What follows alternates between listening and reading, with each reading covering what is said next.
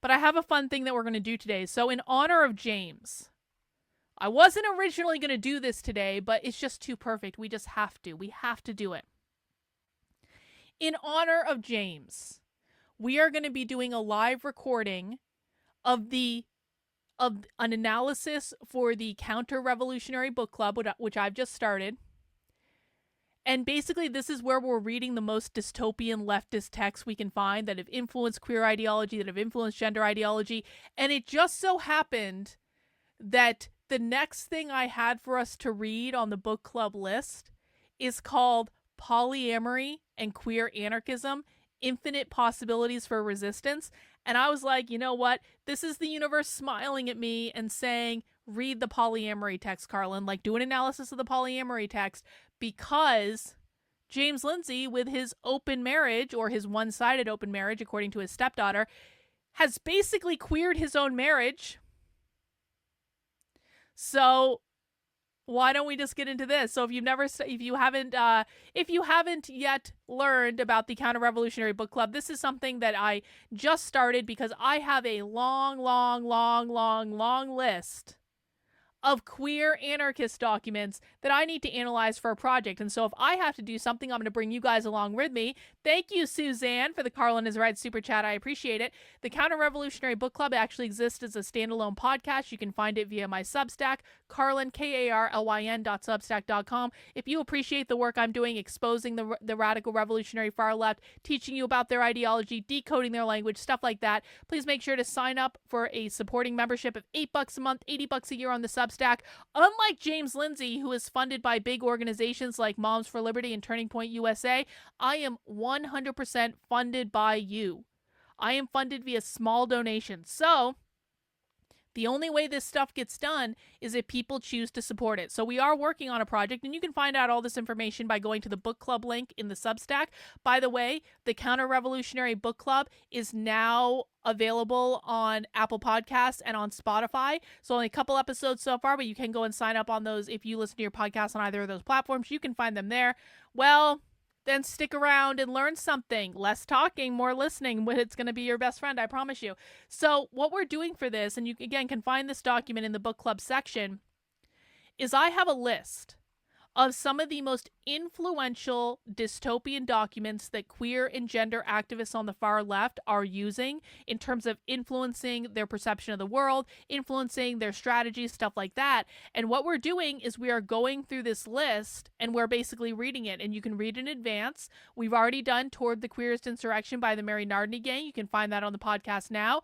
Next up, we're moving to Polyamory and Queer Anarchism, which explores the intersections of polyamory and queer anarchism, challenging traditional relationship structures.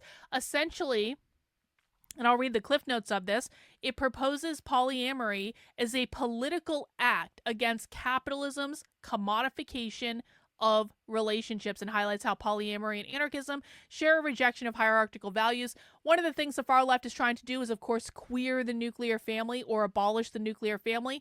Their alternative to a nuclear family structure is a polyamorous family structure where there is not monogamy, at least not between only two people, where it's a more inclusive type of household. And this is part of the reason you're seeing polyamory show up everywhere. It's not that every polyamorous person is a socialist, but a lot of socialists are polyamorous because it is a fundamental rejection of the normative values that uphold the nuclear family, because they believe that they need to abolish the nuclear family in order to abolish capitalism, because they believe the nuclear family is quite literally the reproduction mechanism of capitalism. And so that's why they want to engage in polyamory, because it is a rebellion against the system. It is a political act. It's not necessarily about like lust or any of those things. It's not about any of the things you think it's about. It is part of their queer identity to rebel against what is considered to be normative. Normative in this case means things that uphold capitalist values. And so what we're going to do is we're going to read this document, or I'm going to have the AI read it for us. Let me set up the sound. And we are going to do an analysis of it. So that's what we're going to be doing for the rest of the show today, guys. I hope you'll stick around and maybe learn something about the radical revolutionary far left, because this is, if you like dystopian texts like 1984, Brave New World, Fahrenheit 451, all those things, this is real life dystopia. This stuff is happening in the real world right now, right in front of us, and that's why we take the time to read it, because this is crazy once you actually get into it. Couple super chats before we get started. Just found out Adrian Dittman is going to be on Alex Stein tonight. Well, that's interesting. I guess we'll maybe see how that turns out. Thanks to Rutu. And Grandma Nay says, Carlin was right and I have extra money because I quit smoking a month ago. Super chat. Hey, thanks, Grandma Nay. I appreciate you sending your extra money my way.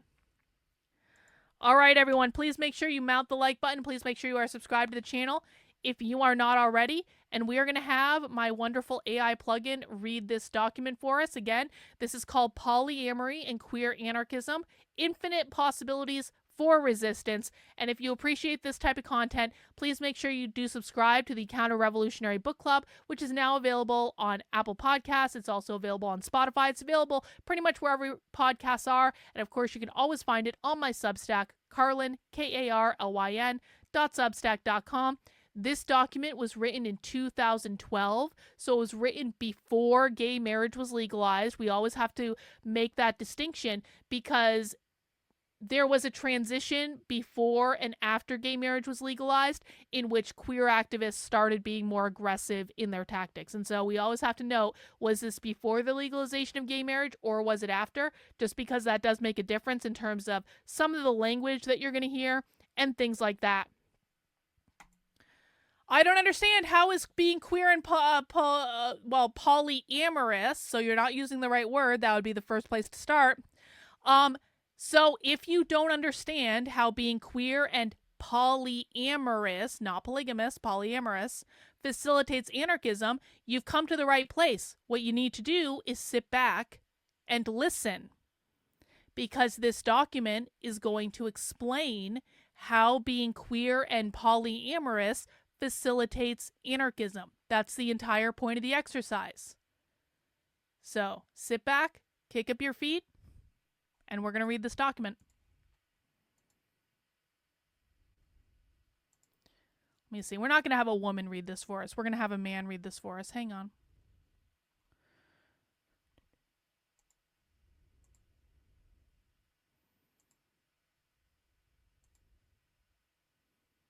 Play. Notes, published in Polyamory and Queer Anarchism, Infinite Possibilities for Resistance. Queer and Anarchist Intersections. This article discusses queer theory's relevance to anarchist sexual practice and why anarchists might critique compulsory monogamy as a relationship form. Queer theory resists heteronormativity and recognizes the limits of identity politics. Okay, so starting right off, queer theory resists heteronormativity and recognizes the limits of identity politics. So this has two different parts to it. When they're talking about resisting heteronormativity, this is why I brought up specifically that this was written before gay marriage was legalized, because after gay marriage was legalized, it was no longer just about heteronormativity. Now they also had homonormativity. And we saw this in the previous document, Toward the Queerest Insurrection, that we analyzed, because in that document, they were explicitly critical of gay people that chose to participate in monogamous marriage. In fact, they were actually campaigning against gay marriage getting legalized. Most leftists, most far-left queer activists did not want gay marriage to get legalized because they didn't want gay people assimilating to the values of straight people. So when they're saying heteronormativity, now they would probably just say normativity, which normativity means norms that uphold capitalism. But back then, because this was prior to gay marriage being legalized, they were saying heteronormativity. That's just a language note that people need to be aware of. Secondly, they're saying they recognize the limits of identity politics, which sounds weird, right? Because these are far leftists. Don't far leftists embrace identity politics? Don't they engage in it? Well, not queer activists. Identity politics is trickled down from the most far left ideas. And queer activists don't actually want to engage in identity politics because they want all categories eliminated. And we're going to be seeing this in texts we're going to be reading up and coming in this series when we get to the ideas of gender nihilism, beyond gender nihilism, which I think we're going to be reading, like probably like 3 or 4 weeks from now, something like that. And those texts argue explicitly to eliminate all categories. So if you eliminate all categories, you can no longer play identity politics because identity ceases to become a thing. This makes sense when you think about that far left queer activists are collectivists. They're not individualists. They don't believe in individualism. When you're playing identity politics, that is at the end of the day about your identity. It's about your unique identity markers. And so that is actually a sign of individualism. In eliminating those identity markers, you make it easier for people to assimilate to collectivism. Let's continue. Queer theory resists heteronormativity and recognizes the limits of identity politics. The term queer implies resistance to the normal, where normal is what seems natural and intrinsic. So it's saying there too, the term queer is resistance to the normal. The normal are norms that uphold capitalist society. So they're telling you flat out, this is not about being gay, it's not about being trans, this is not about identity. Being queer is a political affiliation that is about resisting what is normative or normal. Heteronormativity is a term describing a set of norms based on the assumption that everyone is heterosexual, gendered as male, female, and monogamous, along with the assumed and implied permanency and stability of these identities. Queer theory also critiques homonormativity. Oh, there it is. Back in 2012, even before gay marriage was legalized, they're talking about homonormativity.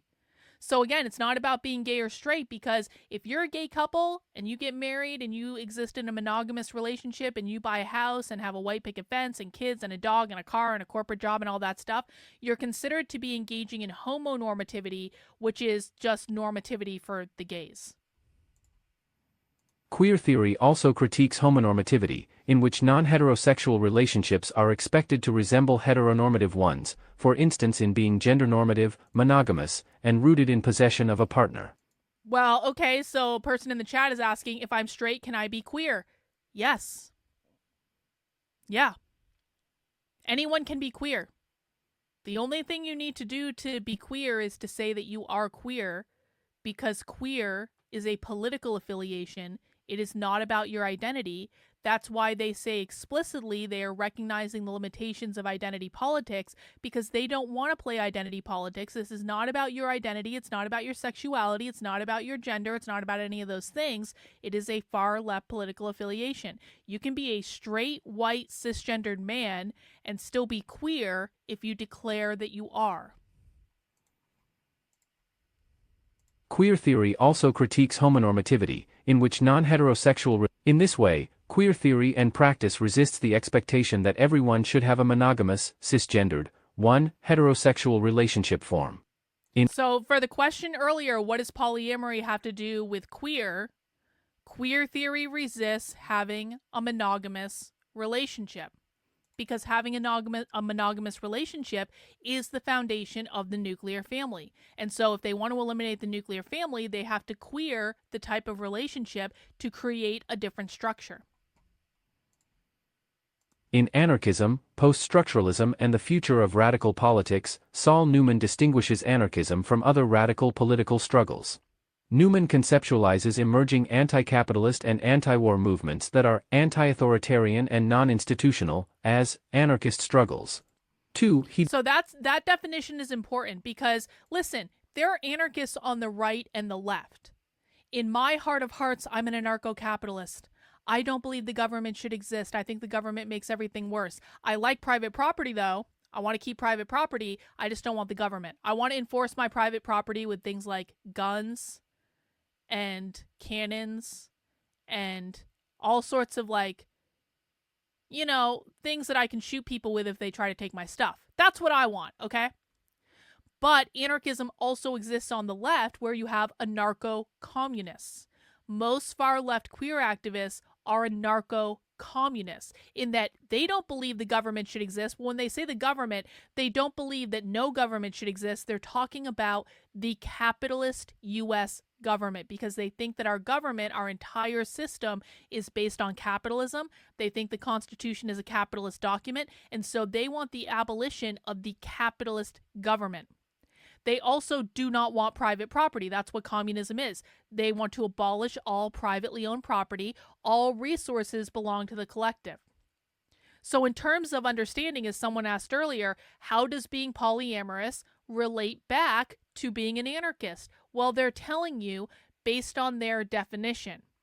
They're saying that Saul Newman, and I don't know who that is, but apparently he wrote a book about radical politics. He is their reference. Saul Newman conceptualized emerging anti-capitalist and anti-war movements that are anti-authoritarian and non-institutional as anarchist struggles. Okay? So he's saying that if you're in one of these movements, if you are an anti-capitalist, anti-war, anti-authoritarian, you are an anarchist. He's talking about anarcho-communism because the only anarchists that are anti-capitalist are anarcho-communists because the far left defines capitalism as private property ownership. So we're not talking about anarcho-capitalists. We're putting them to the side. Those are the right-leaning anarchists. They're talking about anarcho-communists. So if we understand now that these people, the far left, views anarchism as an anti-capitalist struggle, and if they view monogamous relationships as one of the pillars that upholds capitalism via the form of the nuclear family, then to be an anarchist is to be non-monogamous, because to be queer is to rebel against the norms of the system. Does everyone understand what I just explained? They believe that anarchism is synonymous with anti-capitalism. They believe that monogamy is synonymous with capitalism because it upholds the nuclear family and perpetuates the nuclear family. The nuclear family is the literal means of production of capitalism via something called social reproduction theory, which says social systems will reproduce themselves until they are disrupted. If to be anarchist, an anarchist is to be an anti-capitalist, and if to be monogamous is to be a capitalist, then the anarchist must be anti-monogamy, which is where we enter polyamory, because polyamory is about being in a relationship with more than one person.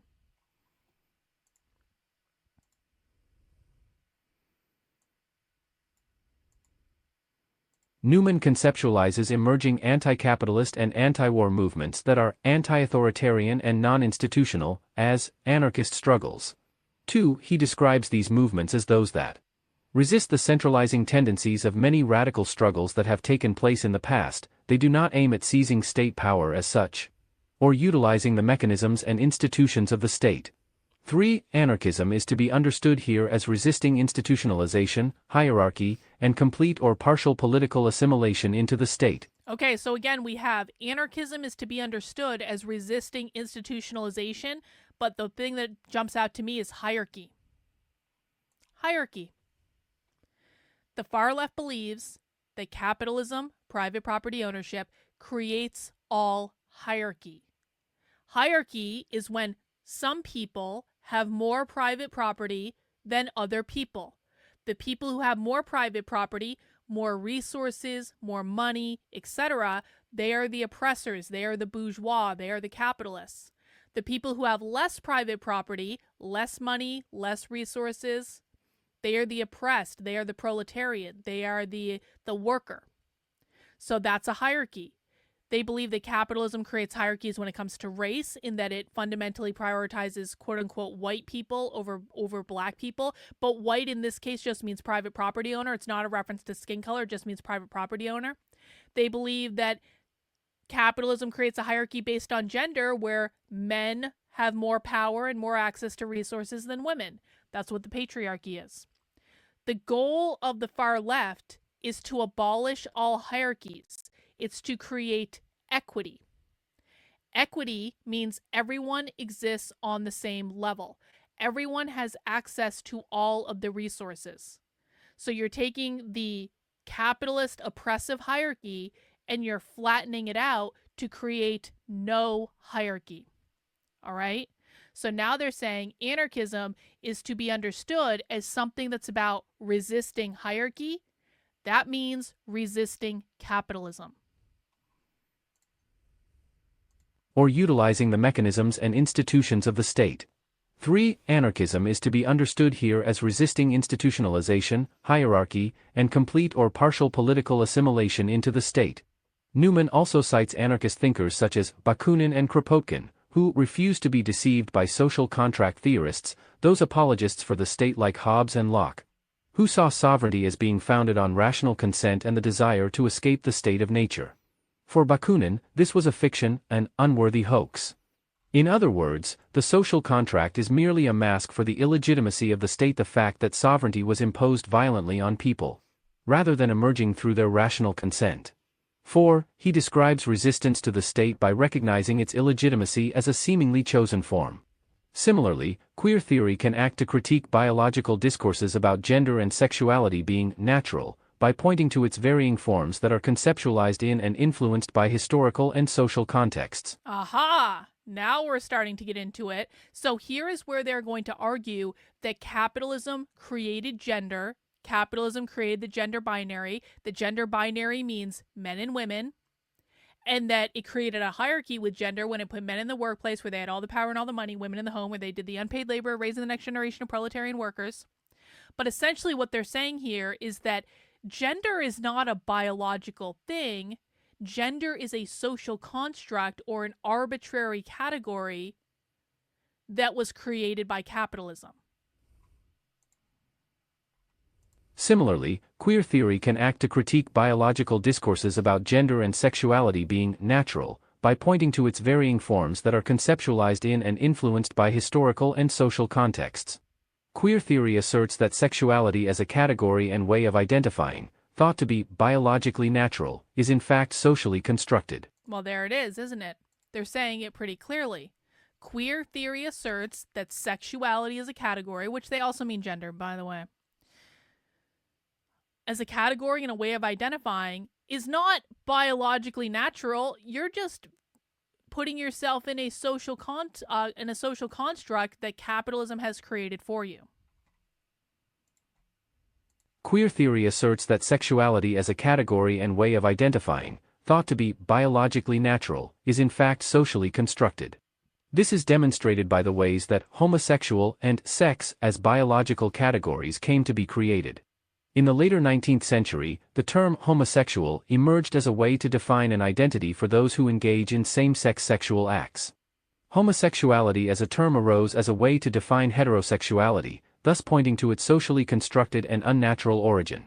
Oh, Biological. Isn't that interesting? They're saying that homosexuality is essentially that homosexuality was an artificially created category to be the opposite of heterosexuality. Heterosexuality in this context being what's normative, homosexuality in this context being the opposite of normative. Biological and medical discourses about gender and sexuality shift historically. In Discovery of the Sexes, Thomas Laqueur notes how sex was constructed for political and not medical or scientific reasons, sometime in the 18th century. 5 organs that had shared a name, ovaries and testicles, were now linguistically distinguished. Organs that had not been distinguished by a name of their own, the vagina, for example, were given one. 6 female orgasm and its role, if any, in conception were also debated as a contemporary issue. Sexual difference became a way to articulate a hierarchy of gender where women are viewed as inferior to men. There it is. That's the patriarchy. So when they're saying sexual difference, they're referring to gender difference, okay? So they're saying flat out, sexual difference became a way to articulate a hierarchy of gender where women are viewed as inferior to men. What did I say earlier? The left believes that capitalism created the social constructs of gender. They created the gender binary being men and women. These are socially constructed categories that are not based in biological reality, but instead based on creating a power system in which men are on the top because they have access to all the resources and all the money, and women are on the bottom doing the unpaid labor of raising the next generation of proletarian workers in the nuclear family. This is called the patriarchy. So they're saying exactly the same thing that I just explained to you a moment ago, in that there are these artificial categories that are created based on what they're calling sexual difference as a way to articulate a hierarchy in which women are viewed as inferior to men. That's the patriarchy. Sexual difference became a way to articulate a hierarchy of gender where women are viewed as inferior to men. This model of sexual difference is, Lacan writes, as much the products of culture as was, and is, the one-sex model. 7. This transition is demonstrated in instances such as when de Graaff's observations yielded the claim that female testicles should rather be called ovaries. 8. 18th-century anatomists also produced detailed illustrations of an explicitly female skeleton to document the fact that sexual difference was more than skin deep. 9. In this one-sex model, the male body is the norm against which other bodies are compared. This model problematically assumes that biological difference creates a normal social difference. So as we talked about the idea that normativity is about upholding societal norms, right? And so when they're saying normativity, they essentially are saying whatever holds the power structure, whatever is on top of the hierarchy, that is what is considered to be normal, and everything that is created that is on the bottom of that hierarchy is the how am I going to phrase this? The socially constructed opposite of the normal. So you have men who are on the top, you have women who are on the bottom. You have, according to them, heterosexuality on the top, at this time, homosexuality on the bottom, except if you're a homosexual in a monogamous two-person relationship, and then you're considered to be the oppressor because that is homonormativity. Because you're engaging in normative values, even though you technically should be on the bottom of the hierarchy, but you're engaging in normative values. However, Lacan destabilizes this idea of sex as a natural category that points to significant biological differences, and instead posits that the construction of sex is influenced and shaped by a hierarchy of gender and political impulses. Hierarchy of gender class politics and beyond. Impulses. Queer theory denaturalizes hierarchies of gender, sexuality, and political influence. So there it is again. Queer theory denaturalizes hierarchies of gender, sexuality, and political influence, and is a valuable tool for anarchist practice. So what they're saying is, capitalism created hierarchies. Queer theory wants to denaturalize those hierarchies, which means that everyone's at the same level. So queer theory wants to eliminate these socially constructed categories in order to create a society without these socially constructed categories, which is a society based on equity. Equity is code for Marxism. Queer theory denaturalizes hierarchies of gender, sexuality, and political influence, and is a valuable tool for anarchist practice. Queer theory questions what is normal and what creates hierarchical differences between us, opening up new sites of struggle outside of class politics alone. From feminist theory emerged the idea that gender is socially and not biologically constructed, and therefore not innate, natural, There it is. stable or essential to someone's identity due to their biology. Instead, gender is a product of social norms, individual behaviors, and institutional power. So there's where they're starting to change the terminology into gender now. They're saying that gender is something that came out of feminism. Feminism was everything, of course. Gender is socially constructed. Gender is not biologically constructed. Therefore, gender is not innate. It is not unchangeable. And it is not due to someone's biology. Instead, they're saying gender is a product of social norms created by capitalism, individual behaviors, and institutional power. Anytime you have a reference to power, that is also a reference to capitalism, because the people who have access to all the resources, the people who have access to all the private property, they're on the top of the hierarchy. That means they control all the power because they have access to all the resources and all the money. So again, they're telling you gender is a social construct. It's not grounded in reality at all. Stable or essential to someone's identity due to their biology. Instead, gender is a product of social norms, individual behaviors, and institutional power. Gay-lesbian studies added to the discourse around gender and sexuality by introducing homosexuality and LGBT identities as areas to be queried. Following the work of feminist theory and gay-lesbian studies, queer theory understands sexuality and sexual behaviors as similarly socially constructed and historically contingent. Queer theory allows for a multiplicity of sexual practices that challenge heteronormativity, such as non-monogamy, BDSM relationships, and sex work. Oh, there we go. So here are the things that are, so when they're saying heteronormativity in this case, they're referencing a monogamous two-person committed relationship. And their ways of queering that relationship are with non-monogamy, polyamory, BDSM. How often do we hear about BDSM when it comes to queer theory? And sex work, which is another thing that we haven't covered yet. But socialists, far leftists generally do believe in sex work. They generally promote sex work. So that, again, is one of their ways that, again, they're pushing back on normative values.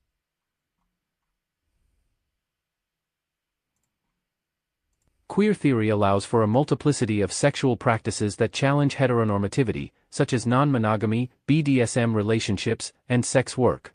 Queer theory opens up a space to critique how we relate to each other socially in a distinctly different way than typical anarchist practice.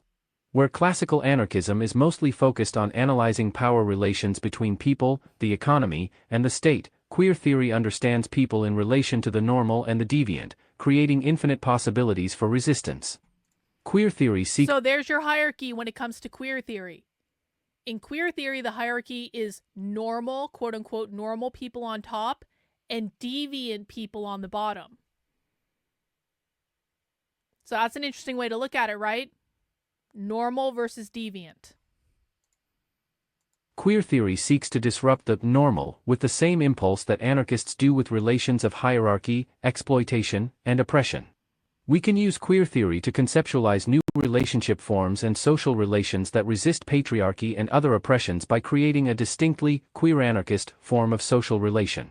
By allowing for multiple and fluid forms of identifying and relating sexually that go beyond a gay-straight binary, a queer anarchist practice allows for challenging the state and capitalism. Oh, I'm sorry, what? What was that? By allowing for multiple and fluid forms of identifying and relating sexually that go beyond a gay-straight binary, a queer anarchist practice allows for challenging the state and capitalism. Why does it challenge the state and capitalism? Because capitalism is the thing that created the binary in the first place by creating the artificially constructed social constructs that created the hierarchy. The whole point of pushing back on these artificially created categories, according to queer theorists, is to abolish capitalism. And they believe the state is a fundamentally capitalist entity. They believe the United States government is capitalist. They believe the U.S. Constitution is capitalist. They want to overthrow both of those things. So when they're saying the state and capitalism, they're effectively saying the same thing because they believe the state is grounded in capitalism, and that's what's created all of these categories that are considered to be normative. As well as challenging sexual oppressions and norms that are often embedded in the state and other hierarchical social relations. Queer anarchism as a social form. A queer rejection of the institution of marriage can be based on an anarchist opposition to hierarchical relationship forms and state assimilation. Okay, so isn't that interesting? A queer rejection of the institution of marriage can be based on the anarchist opposition to hierarchical relationships. Why is marriage a hierarchical relationship? Because capitalism created the gender binary that put men on the top, women on the bottom. Women in marriage, and I'm saying what they believe, I'm not saying what I believe, women in marriage are charged with doing the unpaid labor of having the children, raising the children. That is what is assigned to them via their socially constructed role as women. Therefore, monogamous marriage is a hierarchical relationship because in their minds, men have all the power and the resources, and women are just doing the unpaid and devalued labor of the housework and raising the kids and that sort of stuff. A queer rejection of the institution of marriage can be based on an anarchist opposition to hierarchical relationship forms and state assimilation. An anarchist who takes care of someone's children as an alternative way of creating family can be understood as enacting a queer relation. Gustav Landauer in Revolution and other writings writes that the state is a social relationship, a certain way of people relating to one another. It can be destroyed by creating new social relationships, i.e., by people relating to one another differently. 10. As anarchists interested in working in areas of sexual politics and in fighting all oppressions, we can create a new, queer anarchist, form of relating that combines anarchist concepts of mutual aid, solidarity, and voluntary association with a queer analysis of normativity and power. We must strive to create and accept new forms of relating in our anarchist movements that smash the state and that fight oppressions in and outside of our bedrooms. I love this. I love this. We must strive to create and accept new forms of relating in our anarchist movements that smash the state, again, that's capitalism, and that fight oppressions inside and outside of our bedrooms. So effectively it's saying if you're in a monogamous relationship, you are being oppressed inside your own bedroom via the social constructs created by capitalism. One way that we can relate socially with a queer anarchist analysis is by practicing alternatives to existing state and heteronormative conceptualizations of sexuality. We can embrace a multiplicity of sexual practices, including BDSM, polyamory, and queer heterosexual practices, not setting them as new norms, but as practices among many varieties that are often marginalized under our normative understandings of sexuality. In polyamorous relationships, the practice of having more than one partner challenges compulsory monogamy and state conceptions of what is an appropriate or normal social relation. Polyamory is just one of the practices that arise when we think of relationship forms that can, but do not automatically, embody distinctly queer and anarchist aspects. BDSM. So now they're saying that polyamory is distinctively queer. And they're about to tell us about BDSM as well. BDSM allows for the destabilizing of power relations by performing and deconstructing real-life power relations in a consensual, negotiated setting. Oh my god! Do you guys remember how, like, maybe it was like over a year ago or something? We were watching a presentation from the University of Minnesota that was all about non-binary language, and they were talking about BDSM. And we were like, why are socialists obsessed with BDSM? And of course, the easy answer is like, oh, well, BDSM is a way of queering sexuality because it's kinky and all that stuff. But I actually went so far as to say on that stream, and I was like, you know, the thing about BDSM is really a dictatorship of the proletariat. Because and there's no reason I should know this, but in BDSM relationships where there's like a dominant and a submissive, it's actually the submissive that's in power. It's not the dominant, because the submissive has to consent to everything. And if the submissive wants to stop at any point, all they have to do is say so, and the dominant person has to listen to them. Okay, and so that's a negotiated thing that happens in these relationships. And again, there's no reason why I should know that in particular, but I do know that. And so I said, you know what? Maybe the reason that queer people like BDSM relationships is it's literally a dictatorship of the proletariat that flips the power structure. And this article just said the same thing. This article literally just said that BDSM is about the destabilizing of power relations. Has anyone ever been more vindicated? Has anyone ever been more goated? I was right again. BDSM allows for the destabilizing of power relations by performing and deconstructing real-life power relations in a consensual, negotiated setting. Queer heterosexual practices allow for fluidity of gender and sexual practices within heterosexual relationships. Although practicing these relationship forms alone does not make one a revolutionary, we can learn from these practices how to create new conceptualizations of social relations and, importantly, challenge normative indoctrination into our society's constrictive, limited, and hierarchical sexual culture. And I do like that it said, too, it said, like, listen, not everyone that practices these relationships is a far leftist, guys. So it's saying the same thing. So I think that this is really important because I don't want people to always make the assumption that just because a person likes a certain thing or does a certain thing that makes them a socialist, because usually it doesn't. But sometimes it does. Challenge normative indoctrination into polyamory as a queer anarchist form. Polyamory refers to the practice of openly and honestly having more than one intimate relationship simultaneously with the awareness and knowledge of all participants. This includes relationships like swinging, friends with benefits, and people in open relationships. The open and honest aspect of Congratulations, James Lindsay is officially queer. It puts it all in perspective, doesn't it? Why James was so wrong in his analysis on queer theory? Because it turns out, according to his stepdaughter, he's in an open relationship, which means he's in a queer form of relationship. Isn't that interesting? The open and honest aspect of polyamory points to anarchist conceptions of voluntary association and mutual aid.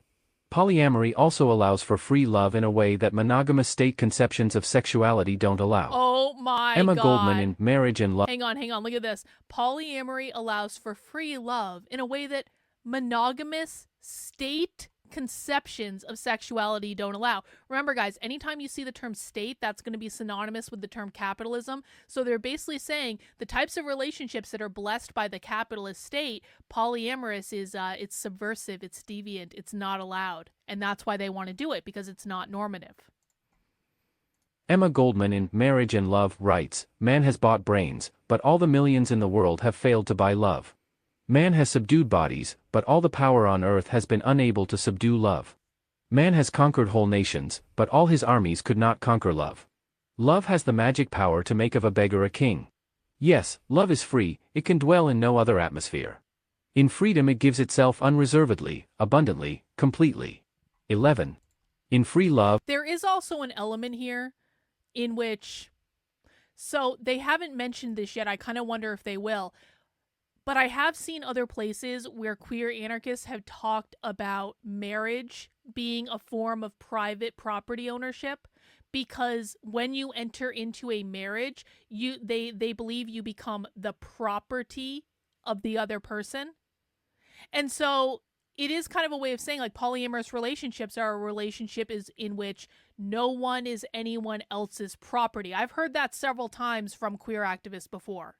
And so if we go based on the definition of capitalism, which is private property ownership, and queer anarchists believe that if you enter into a state-sanctioned marriage, that is a form of private property ownership, in which if you're in a monogamous relationship, you are the property of the other person, then polyamory is about intrinsically pushing back on that idea of private property ownership by saying, you're not my property, we can fuck whoever we want. Renan, thanks for the super chat. James isn't beating the commie allegations I threw at him. Also, I'm right. I know. It's so hard being right all the time. I know. I appreciate the acknowledgement. Thank you. In free love, there reside anarchist notions of mutual aid.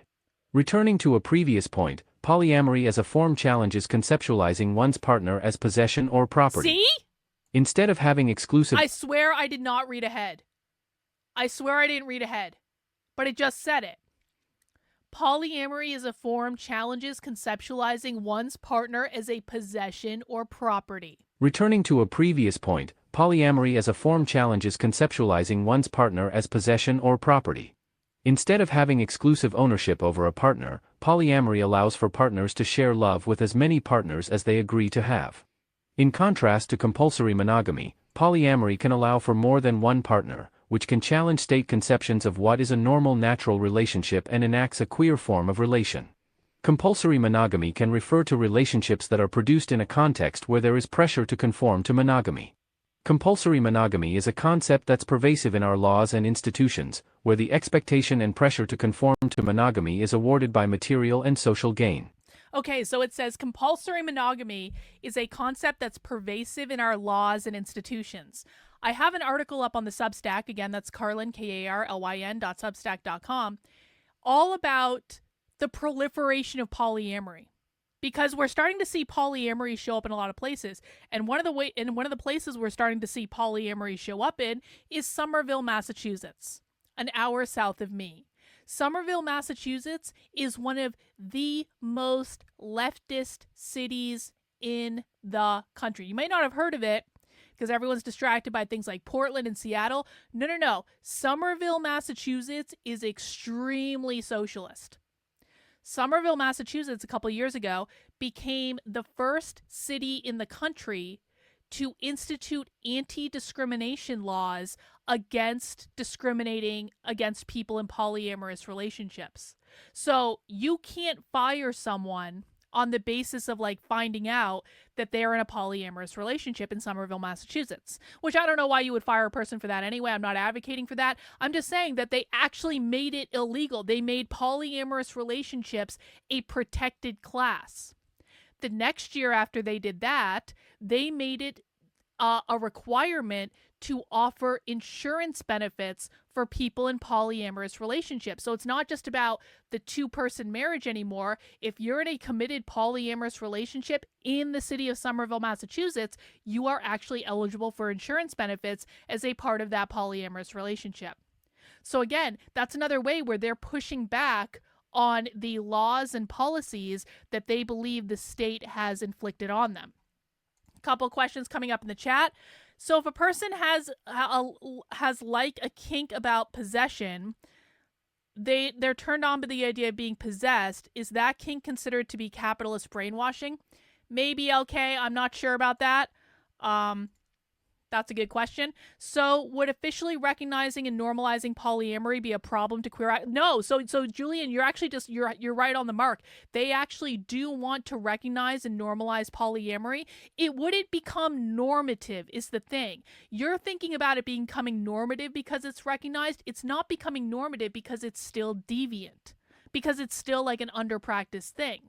So, but it is going to be interesting to see how they respond to that. I mean, there is a question of that. If the capitalist state is giving them those recognitions, is it still a capitalist state? I don't know the answer to that.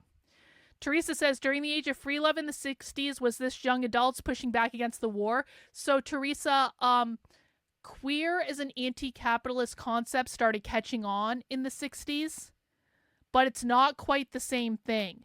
Queer as we're experiencing it today is not hippies in the 60s. So they're two very, very different things.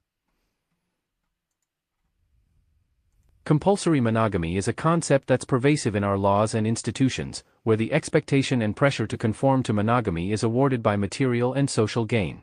This is not to suggest that those who choose monogamous relationships are more restricted than their polyamorous counterparts. A critique of the ways in which monogamy has become compulsory is quite different than judging individual romantic sexual practices. Polyamory can also challenge state conceptions of possession and property. Marriage as an institution is invested with notions of heterosexual reproduction and patriarchy. Sarah Ahmed's work can be used to further help conceptualize polyamory. She writes, in a way, thinking about the politics of lifelines helps us to rethink the relationship between inheritance, the lines that we are given as our point of arrival into familial and social space, and reproduction, the demand that we return the gift of that line by extending that line. It is not automatic that we reproduce what we inherit, or that we always convert our inheritance into possessions. We must pay attention to the pressure to make such conversions. 12. Her analysis demonstrates how polyamory can challenge ideas of inheritance and possession. Polyamory as a form allows for a multiplicity of partners and isn't necessarily invested in heterosexual reproduction in the same way that marriage as a state institution can be. Isn't that interesting? I hadn't thought about that before. So they're saying, listen, polyamory is not as concerned with having kids.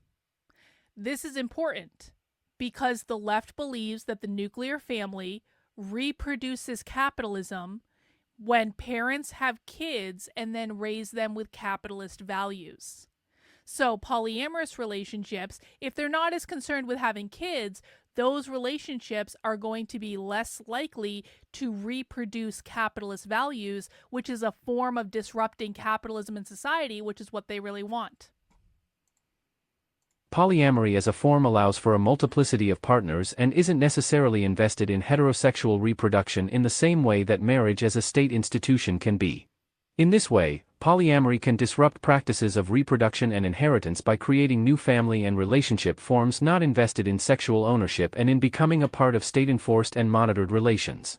A call to sexual freedom. One may ask, how is polyamory relevant to me if I'm not interested in practicing it? What is the point of critiquing monogamy if I'm in a satisfying monogamous relationship? By bringing queer theory into our bedrooms and into the streets, we can begin to expand what may not be thought of as in need of liberating. When folks in fulfilling, monogamous relationships consider this history of sexual repression, they have the tools to understand what it means to become sexually liberated in spite of that history, even while choosing to remain in monogamous relationships. We can liberate ourselves from confining and arbitrary gender norms and expectations in not just our romantic relationships but our everyday lives.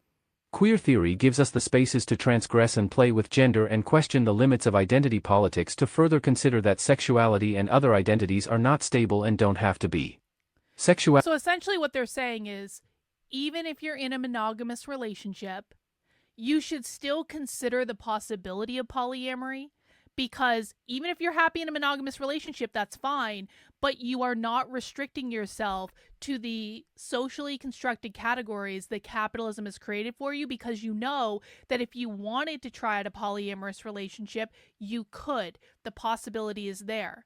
So what this is essentially saying is, this is a way of awakening people to class consciousness. It's not using that term specifically, but this is something the far left needs to do if they're going to overthrow capitalism, is to wake people up to the idea that they are oppressed to begin with, and that the system that's oppressing them is capitalism. In this case, they're basically saying, you know what, people assume that they have to be in these monogamous relationships because that is what they've been told by the state, that's what they've been told by normative values, but once you become aware that it doesn't have to be that way, you have the choice.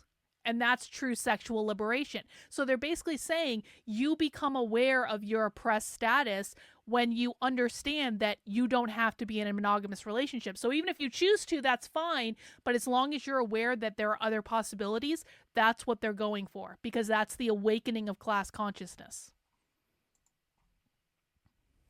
Sexuality can be fluid and come in multiple forms, just as our gender expressions can be.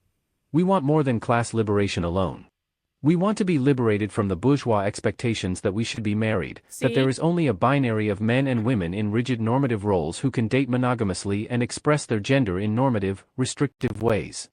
We should fight for gender liberation for our gender transgressive friends and comrades, and fight for freedom of consensual sexual expressions and love. This fight isn't just in the streets. It's in our bathrooms, where transgendered and gender non-normative folks are policed by people who don't acknowledge trans or other gender non-normative identities. Either by reinforcing a gender binary of cisgendered identities and ignoring a fluidity of gender identities, or by otherizing transgender folks as an other gender. It's in our family structures that create bourgeois order in our lives. It's in our production of discourses around sexuality, where sexuality is seen as something to be studied under a Western, medical, biological model. It's in our meetings and movements where critical voices that don't belong to straight, white, cisgendered men are marginalized. We should create new, different ways of living and allow for queerer forms of relating and being. Sexual liberation looks different for each individual. So in my experience, I want to make this note. They said we should create new, different ways of living that allowed for queer forms of relating and being. I really want to make sure people understand this has nothing to do with sex. The act of sex. This is not about fucking, for lack of a better term. This is about social relationships. This is about the institutions that uphold our society. This is not about getting laid. This is not about having orgasms. It's not about having 20 different boyfriends or girlfriends or any of those things. That does happen, but I want people to understand this is not, because I can understand how conservatives are going to interpret this. They're going to go, this is all about like lust and, you know, all this stuff. That's actually not what it's about. It's about queering the forms of how we relate to each other as people. It's about undermining the things that uphold our society. That's really what it's about. And they're saying it directly when they say, we're just allowing for different ways of living and queer forms of relating to each other and being. In my experience, being consensually tied up by a friend and consensually flogged in a negotiated setting is liberating. Kissing or hugging someone who you've...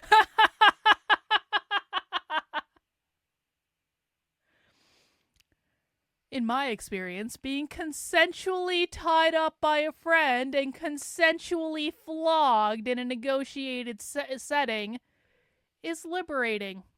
BDSM is a dictatorship of the proletariat. Kissing or hugging someone who you've carefully negotiated consent with is explosively satisfying. Being in an open, honest, polyamorous relationship for me created one of the most liberating romantic relationships of my life so far. However, sexual liberation is a deeply subjective experience. A problematic binary is set up in conceptualizing polyamory itself as a queer anarchist form and in potentially creating and reinforcing a new norm of polyamory as being superior to monogamy and other heteronormative relationships. Returning to Ahmed, what is significant in considering new relationship forms is the pressure to make conversions, and this should be considered as we form new ways of relating that challenge patriarchy, 13 capitalism, and heteronormativity. Oh, what's that? How were they concluding this? The very last paragraph in the entire article? What is significant in considering new relationship forms is the pressure to make conversions, and this should be considered as we form new ways of relating to that challenge patriarchy, capitalism, and heteronormativity. Patriarchy is a reference to capitalism because it's a reference to the gender binary that was created by capitalism. Heteronormativity in this case is a reference to normativity, which means norms that uphold capitalist values. And of course, they're saying capitalism outright, right in the middle of them.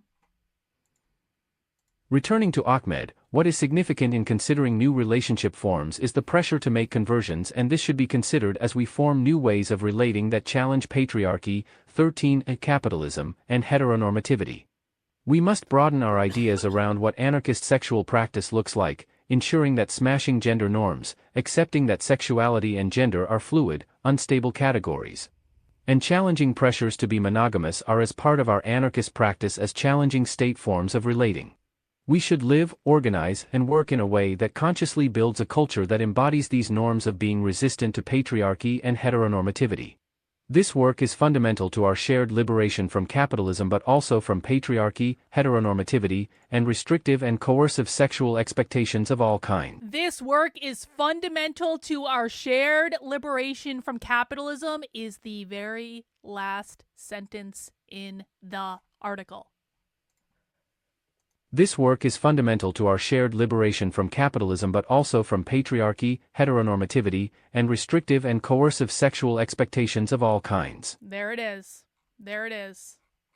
And that is the end of the article, ladies and gentlemen. That is Susan Song, Polyamory and Queer Anarchism, Infinite Possibilities for Resistance. This is an article that was written in 2012. And it details how polyamory, BDSM, is essentially a rebellion against capitalism by far-left queer anarchists. And this will be going up as a live recording of the, Counter-Revolutionary Book Club, which you can find over on my Substack, which is Carlin, KARLYN.substack.com. This is a podcast that I'm doing breaking down the most far-left dystopian documents influencing far-left queer activists, gender activists, stuff like that. We've got a whole list of these documents that we're going to be reading as part of the book club. You can find that list on the Substack. It's called The Dystopian Documents Queer and Gender Activists Are Reading. It's right under the book club link at the top, and that will take you in, and that way you can read along with these documents with us. You can break them down with us. You can read ahead if you want to get ahead of the game.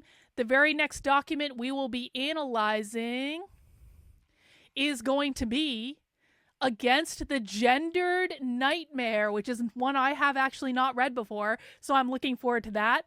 It says it frames gender as an oppressive system rooted in powers and control. I am shocked, I say, that is going to be the topic of next time. So guys, we'll be returning for the next episode of the Counter-Revolutionary Book Club very soon. In the meantime, please make sure you subscribe. Subscribe on the Substack, subscribe in Apple Podcasts, subscribe in Spotify. You can find the link over if you go to the Book Club podcast. Just click into one of the episodes. I'll show you on the last episode, Towards the Queerest Insurrection. You can find the Apple Podcast link, the Spotify link, Pocket Cast, whatever you would like to subscribe on. And make sure you catch the last episode too, Towards the Queerest Insurrection, because it was pretty great. All right, guys, that is all I've got for this time around.